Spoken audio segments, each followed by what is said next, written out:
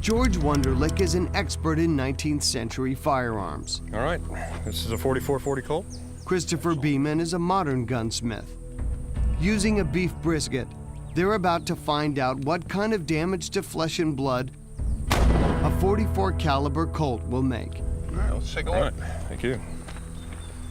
Well, I think we killed it. yes, we did. As you can see, it's a nice clean hole at the front, nice straight What's path. interesting is when we first look at it, though, the hole isn't a perfect circle.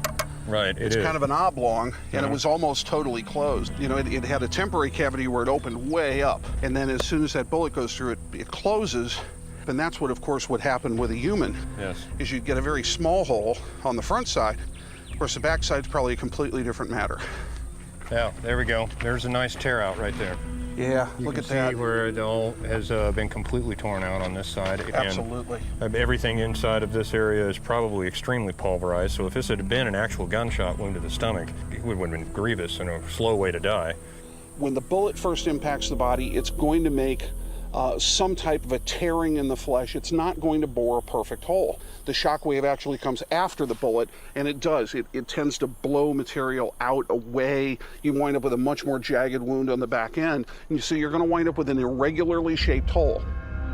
So is this a bullet hole or not? Let me introduce it, and then if you'll stabilize it. To get a closer look, Ron and Jerry use an endoscope. Oh, look at the image. Can you see it? That's a good shot there. That's great. Does that look like a bullet hole to you? It's perfectly round. A bullet that enters the body can have two fates. It can go right through and exit the body. But when we look at Sylvester's back, there's no exit wound. So this gunshot must have stayed within the abdominal cavity. But if we look at the skeleton here, looking for those metallic fragments, there's nothing.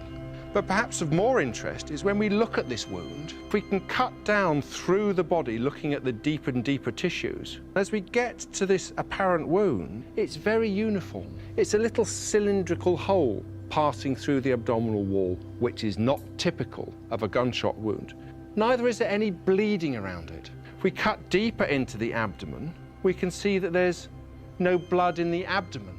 There's no evidence of any injury. So we have a hole, but we have no exit wound, we have no injuries, and we have no bullet. And so in my opinion, this hole in his abdomen wasn't caused by a bullet, it was caused by something else.